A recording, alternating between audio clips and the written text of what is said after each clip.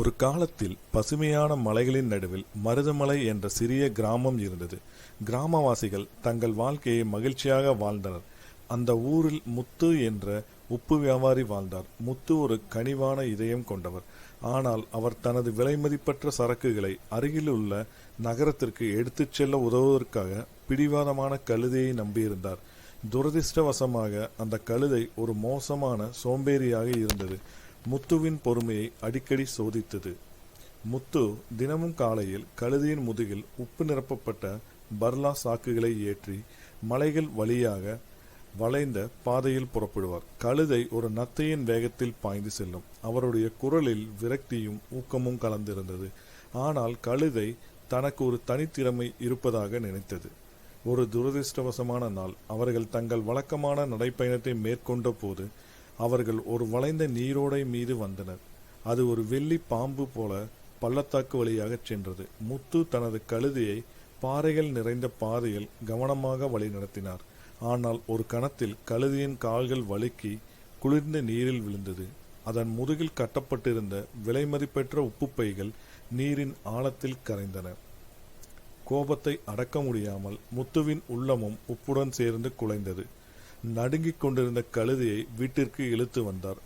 ஒவ்வொரு அடியும் விரக்தியும் ஏமாற்றமும் கலந்து முத்துவை கோபப்படுத்தியது. கழுதை இது ஒரு புதிய மகிழ்ச்சியான வாழ்க்கையின் தொடக்கமாக இருக்கும் என்று நம்பியது. புதிதாக கிடைத்த சுதந்திரம் என்று அது தைரியமாக கழுதை ஒரு புத்திசாலித்தனமான திட்டத்தை வகுத்தது. மறுநாள் அவர்கள் மீண்டும் ஓடையை நெருங்கிய போது கழுதை வேண்டுமென்றே மீண்டும் தண்ணீரில் தவறி விழுந்தது. அந்த தந்திரத்தை பார்த்த முத்து ஆத்திரம் அடைந்தார். நீர் சொட்ட சொட்ட அந்த கழுதையை வெளியே இழுத்து வந்தார். ஒவ்வொரு முறையும் கழுதையின் கெடுபிடி அதிகரித்தது. முத்துவின் கோபமும் அதிகரித்தது. ஆனால் விதியானது குழப்பங்களுக்கு மத்தியிலும் பாடங்களை வடிவமைக்கும் வழியை கொண்டுள்ளது. 4வது நாள் முத்துவின் அண்டை வீட்டாரான கோகிலா என்ற புத்திசாலி பெண் கழுதைக்கு பாடம் புகட்ட முடிவு செய்தார். முத்துவின் போராட்டத்தை அறிந்த அவள் உப்பிற்கு பதிலாக பஞ்சு கம்பளியால் பைகளை நிரப்பினாள். அவளுடைய வஞ்சகமான புன்னகை அவள் கொடுக்க நினைத்த ஞானத்தை மறைத்தது. கழுதை மீண்டும் ஓடையை நெருங்கியதும் தடையற்ற மகிழ்ச்சியுடன் தண்ணீரில் மூழ்கியது. பஞ்சு கடற்பாசி போல தண்ணீரை உறிஞ்சியது. பஞ்சு எடை அதிகமாக மாறியது. பாரத்தை தாங்காமல் கழுதை தடுமாறியது.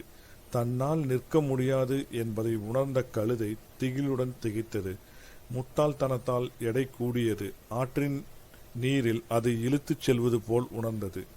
அந்த நேரத்தில் கோகிலா கழுதை முன் தோன்றினாள்.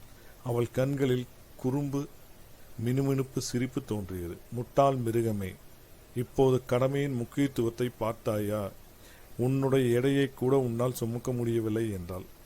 கழுதை திகைத்து வெட்கப்பட்டு இறுதியாக புரிந்து கொண்டது.